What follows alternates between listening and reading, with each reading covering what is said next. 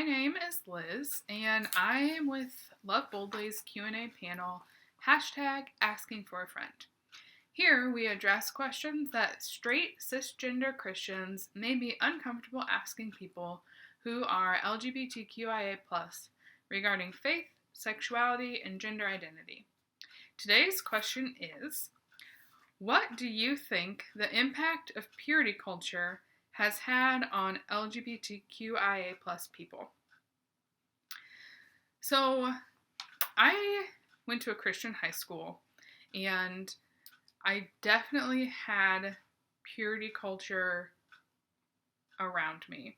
I would not say that I was as entrenched in it as some people that I have heard stories from, but I definitely had the talk about saving yourself for marriage, dressing a certain way, all of that stuff. So I personally think that it has impacted us a great deal. Some of the ways that I think, for me in particular, it has, it really impacted the fact that I grew up with the assumption that I had to get married to the opposite sex. There was no room for anything outside of that. Also, the whole idea that girls cause guys to sin is just really messed up. And I feel like that mentality really messes with your relationship with God and how you view yourself. Also, like all of the stuff that comes along with that in regards to gender roles and the assumption within purity culture that men and women are supposed to act and do things a certain way, is just counter to how a lot of us feel like we should be in the world. Also, along with that is like, for me as a lesbian, I felt really confused because the standards of purity that were being created for me did not fit. And so I didn't really understand how it was supposed to work for me.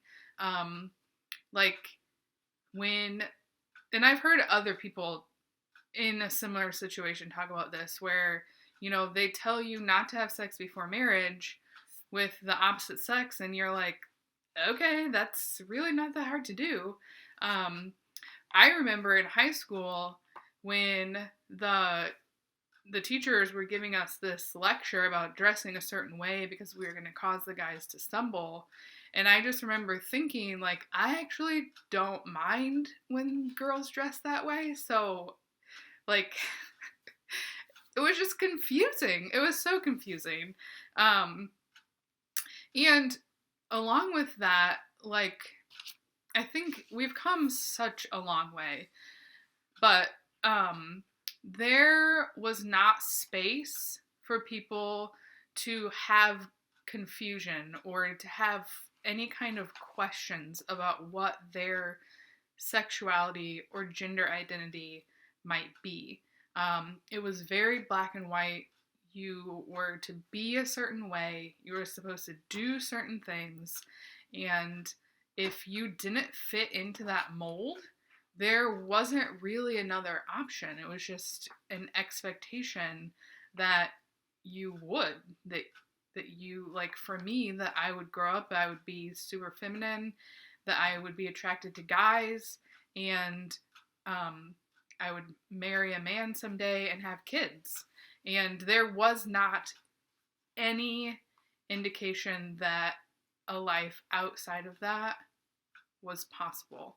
And I think that is one of the biggest impacts purity culture has had, especially on me. But I think that I've talked to enough people that it is a pretty broad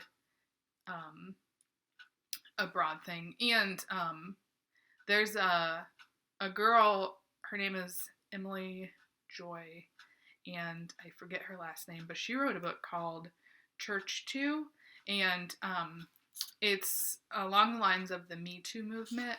But she talks a lot about that in her book, about how growing up in purity culture affected her sexuality, and it's a really interesting book if you have time.